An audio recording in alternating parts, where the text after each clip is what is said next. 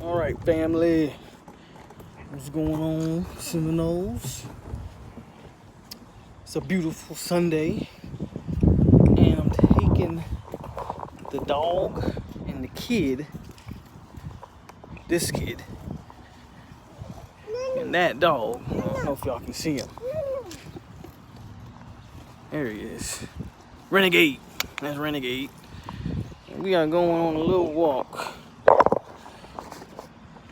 And I got some recruiting tidbits, some good and some bad to talk about.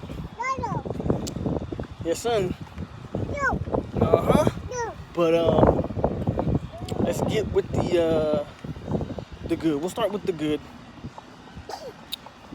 The breaking news of today: 4-star corner out of Florida, Omarion Cooper. He is a composite 4-star blue chip prospect, and he has committed to Florida State this morning. 6'2", 180, long, lean corner, you know, the prototype build. Tape shows very good coverage ability. I think you probably want to see more physicality out of him. But I think if you look at the mix of DBs they've taken in this class, you got a mix of good coverage guys, physical guys. I think some guys really complement each other fairly well. So I'm good on it. Good pickup. We're getting a lot of DBs. If you want to make one criticism, that's now what? We got Hunt, we got Knowles, we got Washington, we got Cooper now. We got Eubanks, but they think he's going to be more of a linebacker.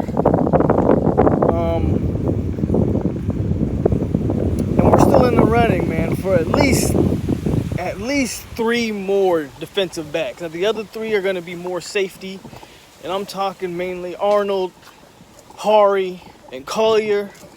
2 of those guys from the Tallahassee area. So FSU's still in the running for at least 3. If you could sign 2 out of those 3, that'd be tremendous. I definitely expect them to at least get 1 of those 3 guys, though. 1 of the 3 is what I would expect. 2 out of the 3 would be a huge haul. And I don't know if there's any way they pull all 3 of them. But anything's possible. So that's the positive recruiting talk. Now I want to talk about some negatives, or a negative. I won't say it's a huge negative. Oh, is the sun glare? Look at the sun glare. I won't say it's a huge negative. But what's this dog doing? Michael Trigg dropped FSU from its top 10. And I get it, kinda. Like, I understand it.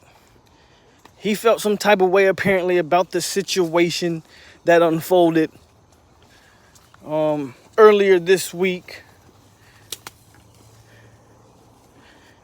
And somebody's taking a shoe. He felt a certain type of way about the situation that happened this week, where Marv made it his priority to call out what he felt to be a not accurate information put out by Norvell and company. And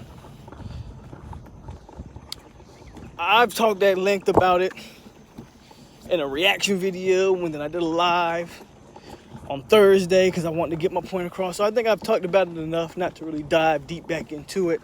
But ultimately, in my opinion, the program is stronger for it. I believe so. I believe they have put it. I honestly believe that the situation has been put behind them, and that they're moving forward. But Trigg isn't. Trigg is he didn't like it. So this is his way of taking a stance on something he feels important about. Again, same way I supported Marv, I support Michael Trigg. Now, I say that with this caveat. I didn't look at Trigg's top 10. If Trigg's top 10 includes Clemson or Georgia, he's a hypocrite. Point blank, period. He's a hypocrite. Oh, we got the MP sitting right here. I don't know what they doing back here. But yes, he is a hypocrite if that is the case. I don't know if that's the case. I don't know how you could drop Florida State for a misunderstanding on a text messages and a conversation between players, but you don't have anything to say on the Dabo Swinney fiasco or the Jake Fromm thing at Georgia. So Trigg's entitled to his opinion, and Trigg is entitled. And Trigg is entitled to take that stance or whatever measure he feels he should take. Nothing wrong with that. But I don't know. From what Michael Langston was saying, he feels if he has the conversation with the coaches that the whole thing can be resolved. I kind of believe personally, if you're going to drop Florida State for that, then you probably weren't really looking at the Seminoles to begin with. Or you were just looking for an excuse to get rid of them. So Trigg might have other plans and maybe never even wanted to really go to FSU or whatever the case. But Michael Langston of War Chant, he did put out that Trigg dropped the top 10 that didn't include Florida State. He's gone from a top 20 to a top 10, and the top 10 does not include the Seminoles, and that is his decision, obviously. But I think it's a bit of a knee-jerk reaction, and I think, again, depending on who's in the remainder of his top 10, kind of hypocritical, man. Like, if I go to your top 10 and I see Clemson there, and Trigg's a tight end, and the tight end coach 3 years ago said the N-word in practice, is that a guy you want to play for? You know? And I'm going to keep the pressure on Clemson, and I'm going to keep the pressure on Georgia. I'm gonna continue to call out these. We good? We good. All right. But I'm gonna continue to call and keep the pressure on these programs, because for whatever reason, the players aren't and the fans aren't. I go on, I don't watch really any Clemson YouTube channels, but I wanted to see if anybody was speaking on the Dabo Swinney situation. And the one guy I did find, he's defending it. If you don't know, Dabo wore a Football Matters t-shirt yesterday. Took a picture with a shirt that says Football Matters. Now, there's an organization started by Archie Griffin that calls itself Football Matters, and Dabo Swinney is apparently a supporter. Maybe he's even an active, actively involved with the program, which is fine. Don't get me wrong. So there's nothing wrong with that, and there's nothing wrong with the search to find out that it's this organization to help young athletes. Got it. But you can't tell me that photo op wasn't taken for a reason. Like, I'm sorry. Yes, he's a part of this organization that helps young football players. Big kudos, Dabo Swinney. But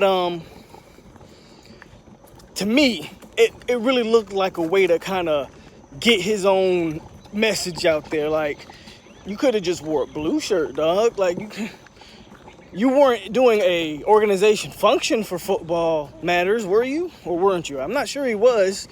You could have just wore a regular shirt.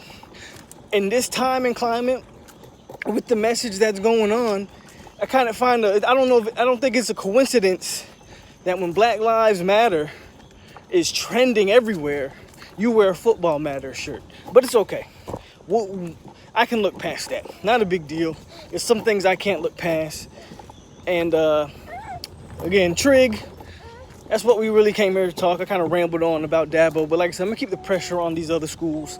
But Trigg has decided to drop Florida State, and that's his decision. And I hope he finds the place that fits best for him to play football. But yeah, I would hope that wouldn't be Clemson or Georgia. So this is your boy Pope. That's all I got for today. Be on the lookout for Tuesday nights. As you know, that's Noel night for all the Noel fans.